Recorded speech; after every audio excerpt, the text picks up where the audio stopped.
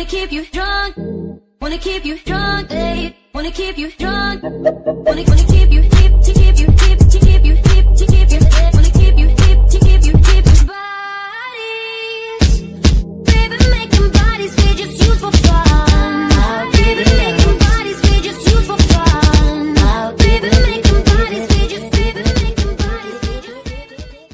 السلام عليكم، مرحبا بكم عندي في وصفه جديده من وصفات موعد متنوعه. اليوم ان شاء الله جيت ندير معكم هاد المسلمين هادو معمرين بهاد الطريقه اللي هي بسيطه وكذلك بواحد التشكيل اخر هكا.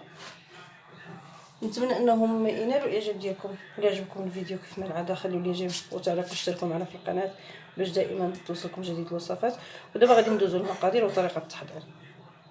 غادي نبدا. هنايا عندي هنايا بالنسبه للطحين عندي هنا درت جوج زلايف ديال الفورص، وهنايا زلافه ديال القمح. درت انا على القمح ديال الدار اللي تنغسلوه وكنطحنوه على يدينا.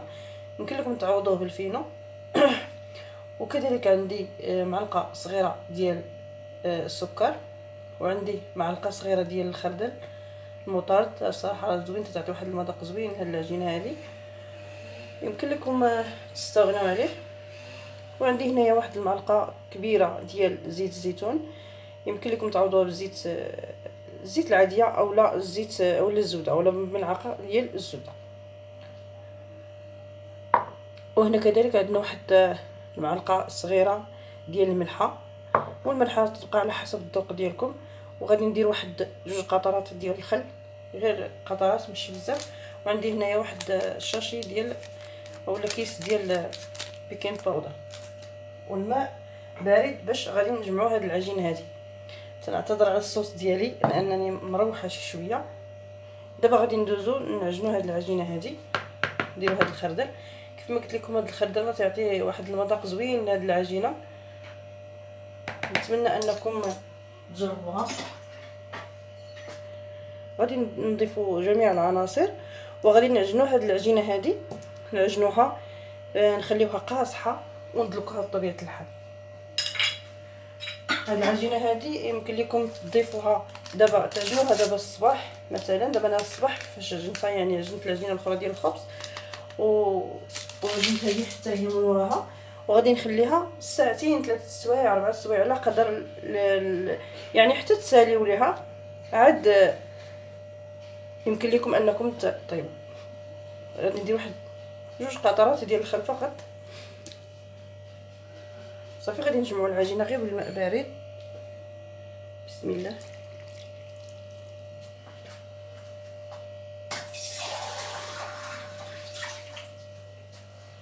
انا جمعت العجينه هذه ورجعنا من بعد ما جمعت العجينه ديالتي. شوفوا القوام اللي تيجي فيها هكا قاصحه، خليوها قاصحه بحال عجينه المسمن، يعني العجينه العاديه ديال المسمن هكا. صافي انا غادي ندلكها واحد 5 ولا 6 ديال الدقائق باش تدلك ليا مزيان ومن بعد نتلاقى معكم. صافي انا دلكت عاد 5 ولا 5 ديال الدقائق بالحساب. وغادي نديرها دابا. غادي حيت عندي انا الميكا بلاستيكه صغيره، غادي نقسمها على جوج. نتوما عندكم البلاستيك كبير ولا السلوفان لوي عليها وخليها. انا متوفرش عندي دابا السلوفان. غادي ندير غير هذيك 5 دقائق علاش ندلكوها، غير باش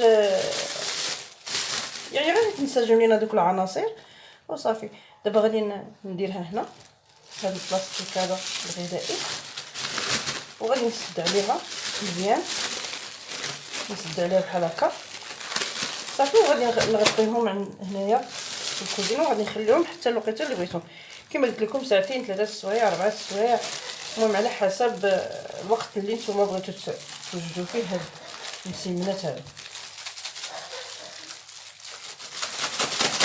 المهم انا دخلت هذه كبيره شويه. المهم انا غادي نخليهم هكا حتى الوقيته اللي بغيت نستعملهم، وغادي نستعمل. وان شاء الله دابا غادي ندوز معكم الحشوه ان شاء الله. هنايا بالنسبه للحشوه عندي هنايا فلفله حكيتها في الحكاكه ماشي قطعتها انما حكيتها هنايا في هاد الجهه هذه. وكذلك حتى البصله حتى هي حكيتها في نفس الجهه. وعندي هنا واحد 2 فصوص ديال الثوم غادي نزيد عليهم واحد شويه ديال الزيت، يعني واحد 2 معالق ديال الزيت، زيت عاديه. غادي نشعل البوطه نشحروه هنايا باش دغيا تشحر لينا البصله والفلفله ينزلوا دغيا. غادي ندير شويه الملحه، والملحه تبقى على حسب الذوق ديالكم. المهم غادي نشحروا هاد الخضر هادو مع هذيك الثومه. وغادي نزيدوا عليهم عندي هنايا طريفات ديال الدجاج، الصدر ديال الدجاج مقطعين، وعندي هنايا الزيتون مقطع فيه الحار. بالنسبه للدجاج يمكن لكم ديروا الكفته ديال لداند ولا طريفات الناس ولا هكا طريفات ديال لداند. المهم انا درت هنا طريفات ديال الصدر ديال الدجاج. ويمكن لكم ديروا كذلك واحد العلبه ديال الطون ولا 2 على حسب الاختيار ديالكم. المهم غادي نستمروا حتى تشحر لينا هاد الخضره هذه الفلفله مع هاد البصله وما يبقاش هاد الماء هذا، ونطلقوا. هانتوما من بعد ما نشف عندنا هاد الماء هذا، داك الماء اللي كان هنايا في نشفات المشويه الحشوه، غادي نضيف هاد الطريفات ديال الدجاج والزيتون بطبيعه الحال غادي نخليه هو الاخر.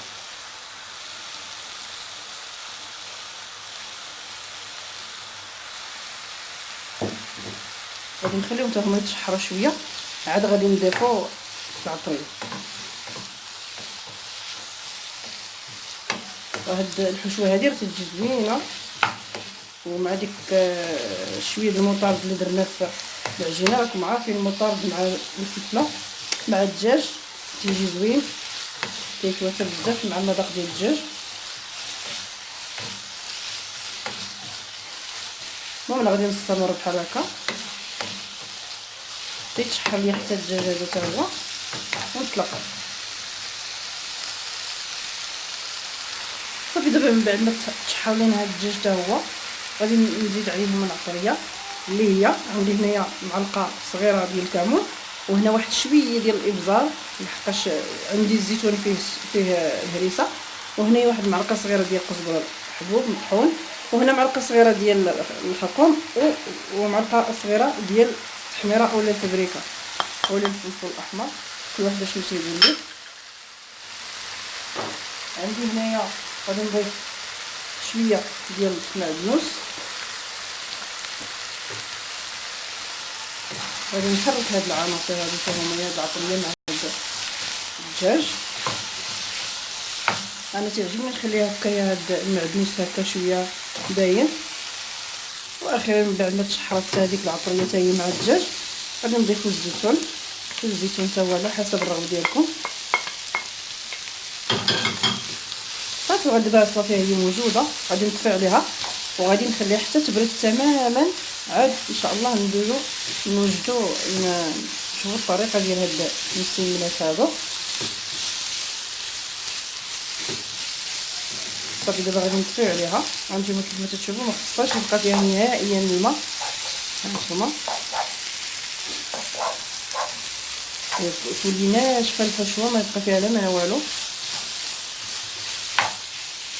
صافي يمكن لكم تزيدوا الفلفل الوان الا متوفره عندكم، حمراء وصفراء، يمكن لكم تفنوا في الالوان ديالكم. يمكن لكم تزيدوا شويه ديال الخبز محكوك على حسب الرغبه ديالكم. انتما من بعد ما رتاحت ليا العجينه، غادي ندير هنايا، عندي هنايا شويه ديال الطحين خلطته مع واحد الكيس ديال البيكين باودر، ويمكن لكم تعوضوها ديك البيكين باودر يمكن لكم تعوضوها بالنشا. وعندي هنايا الزيت باش نورقو، وكذلك عندي الزبده. عندي الزبده هنايا اللي ذوبتها، نحطها هنايا سخونه. صافي هادشي اللي تنحتاجو. غادي نخدم انايا هنايا على الطاوله ديال الماكله. غادي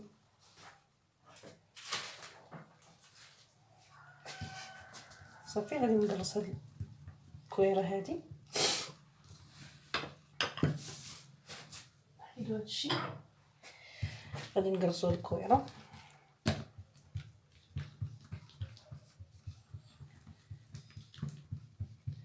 انا غادي ندير معكم هنايا جوج الاشكال.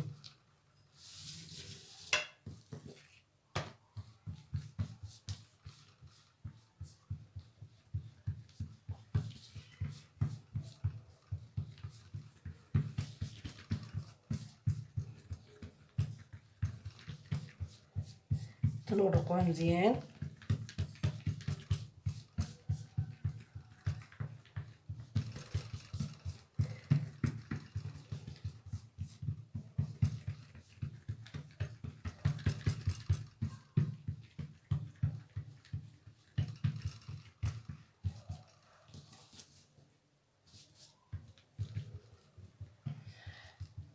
وانتم كما تلاحظوا، عرفتوا واش يبان لكم ولا لا، كما تلاحظوا هنايا واخا مدلكناهاش، شوفوا الفقاعات اللي فيها، ما عرفتش ناقص شويه الضوء.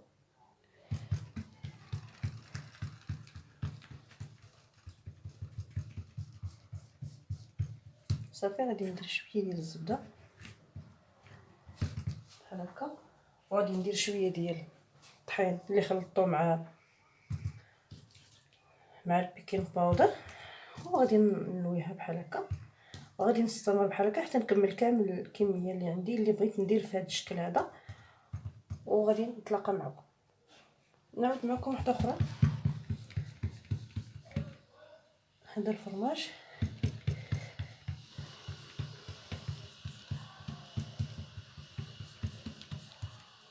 ندير شويه ديال الزبده،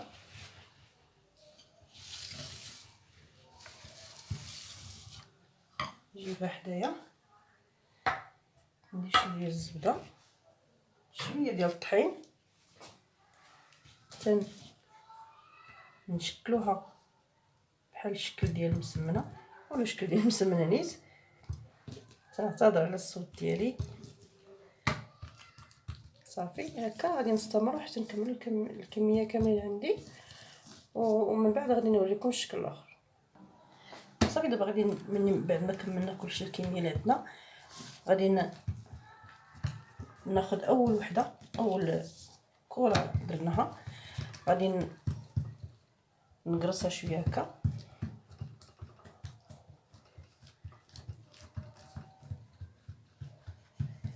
عرفتي مع دابا الجو بارد، الزبده عاود يبسات. غادي ناخذ شويه من الحشوه اللي عندنا، كيف ما قلت لكم تكون بارده تماما. انا راه وجدتهم كلشي بكري وخليتهم. غادي نديرو هنا شويه ديال الفرماج الاحمر. هذا الفرماج هذا راه اختياري، يمكن لكم ديروه ما تستغناو عليه. غادي نجمع العجينه بحال هكا، هاد الاطراف صافي، وغادي نقلبها بحال هكا. صافي غادي نخليها ترتاح واحد شويه، عاد نديرها في الطاوه.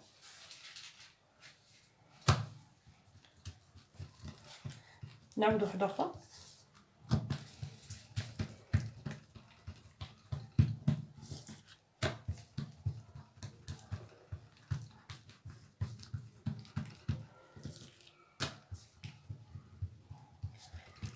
الزبده يبسات، المهم هكا. نجيبو الحشوه، شويه ديال الفرماج،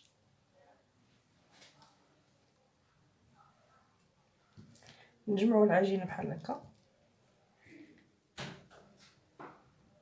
صافي تجي عندنا بحال هكا على الشكل هذا. خليها هنا، نجيب الطاوه. بالنسبه للشكل الثاني غادي نسرحوا هاد القرصه هذه. هادو دابا انا زديت جوجات حيت كانوا عندي الكويرات صغار. غادي نكرس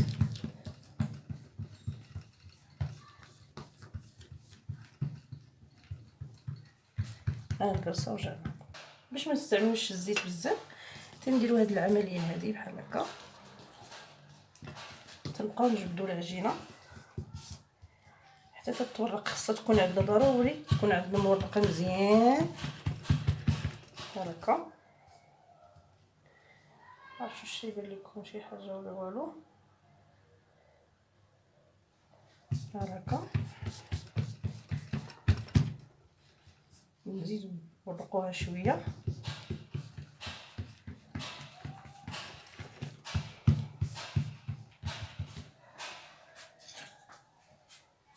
غادي ناخذ الموس ونضربها هكا على 4،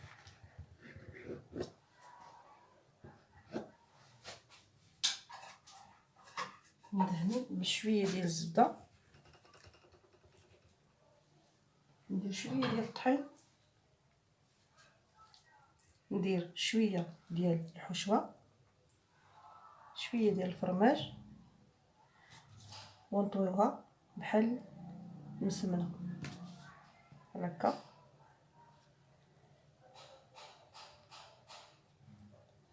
بحال هكا غادي نجيب الموس، غادي نقطع اطراف بحال هكا صافي. غادي يجي عندنا هاد الشكل هذا بحال هكا، حتى هي غادي نحطوها في الطاوه.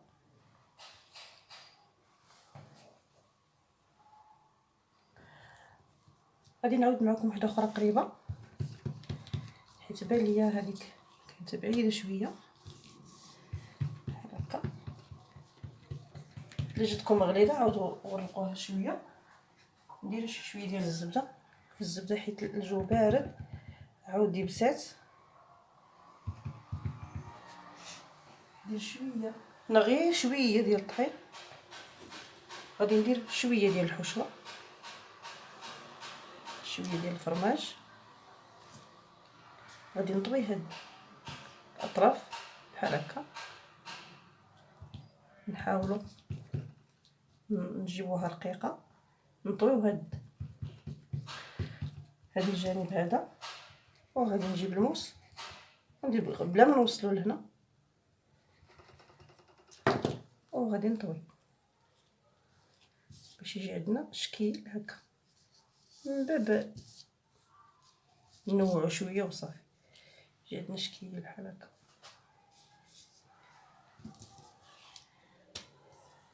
صافي انا غادي نستمر نكمل هاد الكميه اللي عندي ونرجع معكم. هانتوما من بعد ما ساليت مازال ما ساليتش، باقي ليا شي وحدينات. وليدي تيقولك بغاو فيها غير الكاشير والفرماج والبيض مسلوق. انا درت دابا البيض باش غادي ندير لهم الاخرين مسلوقين فيهم البيض مسلوق. صافي تنبركو عليهم غير واحد شويه بحال هكا باش ياخذوا لنا داك الحجم ديال الحشوه. صافي يعني نبسطوهم غير شويه ماشي بزاف. صافي غادي نطرب واحد البيضه ندهنوا بها هاد المسيمنات هادو. دابا من بعد ما كملناهم طربت واحد البيضه هنايا مع شويه ديال التحميره وواحد القطرات ديال الخل. هاد التحميره هادي راه تجي زوينه حتى هي تعطي واحد اللون زوين لهاد بحال هاد المملحات هادو. صافي غادي ندهنهم وغادي ندخلهم الفران يكون مسخن من قبل على درجه حراره متوسطه. بالنسبه للفرن ديال الغاز، بالنسبه للفرن ديال الضوء ما عنديش عليه شي فكره الصراحه، انا ما عنديش. صافي غادي ندهنوهم كاملين بحال هكا حتى يطيبوا ديك الساعه، ونزينوهم باللي بغيتو تزينوهم بشويه الجنجله زينوهم او اي حاجه عندكم. انا غادي نخليهم حتى يطيبوا وغادي ندير لهم شويه الفرماج من الفوق. صافي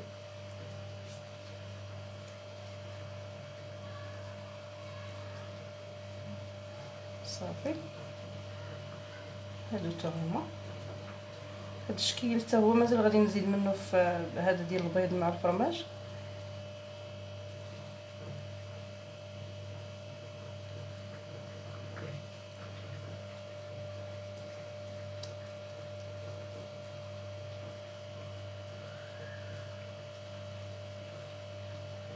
صافي غادي نمشي ندخلهم للفران كما قلت لكم راه مسخن من قبل.